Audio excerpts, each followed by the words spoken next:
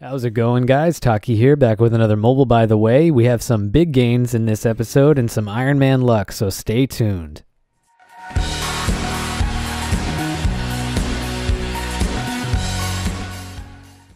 Welcome back. Sorry for the big absence. After losing my extra life in the last episode, I had to rethink how I wanted to proceed with this account, and the first challenge that I needed to overcome was gaining the 10 mil required to buy another life. I've decided to do some safe cracking to get that money and also unlock player-owned ports so I can start working on that magic gear for PVM. I ended the last episode at 71 thieving just so you have an idea for how much time I've put into this, but now we have 90 thieving and I've unlocked the convict, so we can now start progressing in player-owned ports.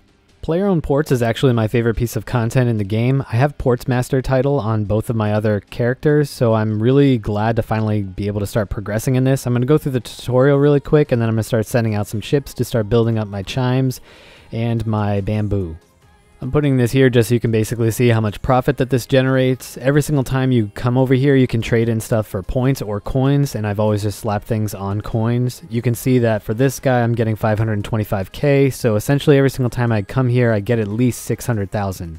Just going to start doing this to preempt any of my clan broadcasts that I know are going to be coming, just to keep things kind of under wraps for things that are going to be in future episodes. But here we have 99 thieving. Now the only thing to do left is to go buy the cape, because I don't currently have a cape since I died with my Guthix cape in the last episode. I haven't gone back to go get one yet. So this is going to be my PVM cape for a long time until I finally get around to going back to the wilderness to get another couple of them. Anyways, this is a small investment given how much money I've made from doing safe cracking and how much money I'll make in the future from doing prif thieving. Now that that's out of the way, it's actually time to start doing some real skilling since we haven't really accumulated too much in the way of total levels since I've spent all of that time doing thieving. So for right now, we're going to start doing some mining and smithing to get some total levels up from that and test out the new system. We are also steadily progressing through player-owned ports. I try to keep the book with me at all times so I can send out ships constantly while I'm playing. More active than I was when I played this on my other two accounts just because I'm trying to push this as fast as possible.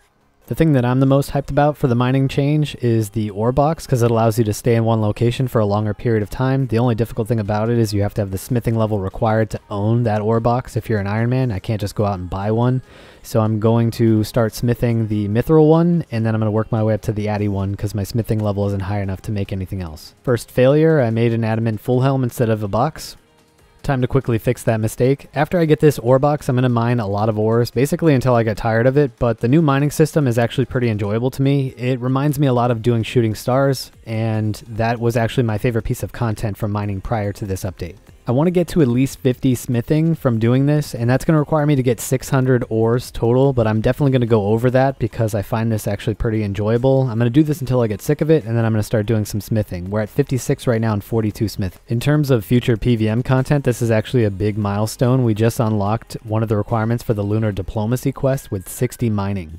This is the spot that I've been using to mine for a while now. It's right between a rock and a deposit box, so it's super convenient when your ore box is full. Anyway, we have all the luminite ore that we need. We just need to go out and get 300 addy ores, so I'm going to do that off camera and come back when I'm smelting them. Smelting and smithing storage is probably the best part about this update because you never need to go to the bank once you deposit your ores. The only thing that's bad about this is I don't have the goldsmithing gauntlet, so I can't make as many bars as other people can that have that unlocked.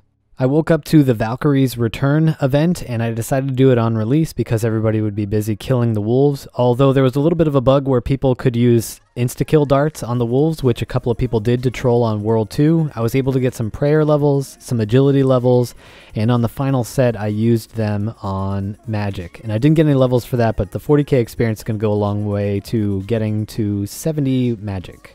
I also got 2 levels in Herbalore or Herbalore, depending on what English you speak, and that's going to go a long way to boosting that skill. Jumping forward a little bit, I have made 11 plus 2 plate bodies and 1 plus 2 full helm to make into burial sets, and I have to say that this is so slow. I really want to like the update on a whole because the mining aspect I think is pretty much perfection with the box that you have to store your ore, but this doesn't feel rewarding when it takes this long to make an item. I think this would have been perfect if they could have gotten it so that way the items were smithed at half the speed that they currently are, and maybe they offset it by costing twice the amount of resources, and then they would definitely still be leaving the game if the burial sets were worth considerably more XP. Anyways, we got to our goal of 50 smithing. We got to 51. We're pretty close to 52, but we don't have any more resources, so we'll come back to this later.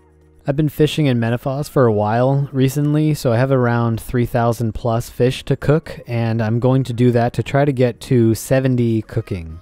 Before I do that, I'm going to have to get the Family Crest quest done so that way I can burn less of these fish. I already know that I'm going to burn a ton of them, but this is going to mitigate a little bit of that. I wanted to talk about this a little bit earlier, but I haven't had a chance to do it yet. The new Rune Metrics promotion going on where you get it for free for a little while is actually really nice for mobile. On desktop, you have other options to be able to track your experience per hour, but that doesn't really exist on mobile unless you track it by hand and calculate it. So this is really nice to be able to see on the mobile screen your XP per hour in a really nice format. Resetting some of these windows is actually a little bit more complicated than it needs to be, but this is definitely a feature that I think that they should try to bundle with the mobile client because it gives you valuable information that you can act on when you're playing.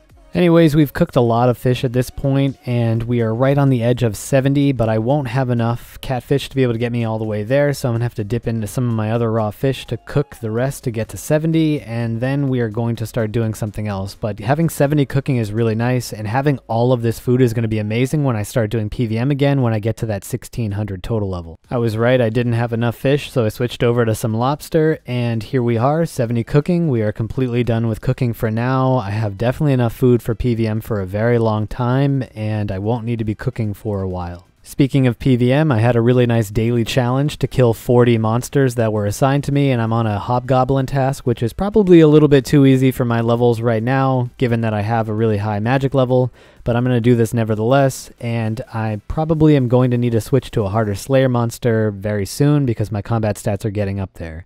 But here we are with 69 magic. And handing this in is going to give a decent chunk of Slayer experience. That's going to give me only one level, unfortunately, but we're going to be at 48 Slayer. Another thing that I want to talk about is the recent UI change to the Big Chinchompa D&D. I have to say that it's definitely a lot better than the old UI that we had. It gives you a ton more information than you used to be able to access. It tells you exactly how much butterflies of each type that you currently have inside your jar, and it tells you the time and the percentage to completion. But it takes up way too much screen real estate on the mobile client. Currently, when you're playing, you already have to rotate your screen so much more than you do if you're doing the desktop client because of the way that the camera and zoom works. But right now, this takes up a large portion of your screen, and it's not uncommon for a butterfly or a tree to be completely blocked by this interface. I think this could be completely alleviated if we had an option to change this into a large rectangle along the top or the bottom of the screen so that way you could see more of the D&D.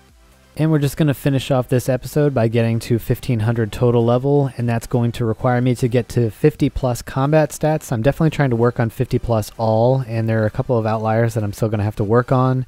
Obviously, Invention is going to take a lot longer, but we're at 49 ranged right now. I used to pick the charged perk on this game, but I found out that it doesn't give you any XP unless you tag the monsters, and I don't have any AoE abilities right now, so I'm going to not use that anymore. But here we go, we have 50 ranged, and now it's time to move over to melee. Well, this was an absolute surprise. I just started hearing the sound effect go 3 times on my screen, and then I check and it says that I had the Morty pet, and then everybody is like, GZ hacks, and I was like, LOL, what's going on?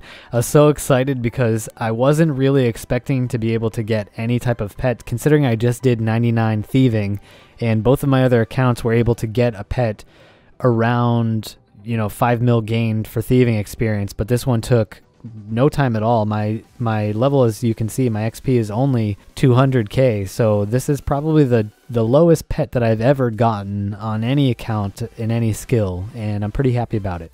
Press F in chat to pay respects for all of those that don't have Iron Man luck. Anyway, we are now at 1500 total level. I'm going to finish off 50 attack before I end this episode to give me a nice start on the next episode of getting to 1600 total level. Our combat level is now 88, and we still have 171 quest points. I haven't done any questing except for that Family Crest quest. I haven't talked about XP rates at all, but when I was doing ranged, I was getting around 25k an hour, which was completely AFK. I just needed to click on spots and let him auto-attack things. Melee was a little bit faster. It fluctuated a little bit. It could get all the way up to 33k an hour. Obviously, magic is a lot better because I have AoE abilities and I also have a higher level, but this is pretty decent for completely AFK, you just need to move into a stack of enemies and let auto attack take over. But we are now done. The only thing left to do is to finally go back to the bank and unlock that Morty pet. Pretty happy with this. Hopefully I get lucky and get some more skilling pets in the future. I would like to get a nice collection of the combat ones, definitely. Some of the ones that I don't have in my other accounts would also be pretty nice. I'm going to end this video like I did the last one, showing you my rank on screen with all of my levels. I climbed a lot of ranks in this episode, about 500 or so, and you can see on screen my thieving rank is 3 digits. That's the end of this one. If you liked the video, consider dropping a like below and subscribing to the channel if you aren't already. Feel free to take a look at one of the videos on screen now, and until next time, Taki out.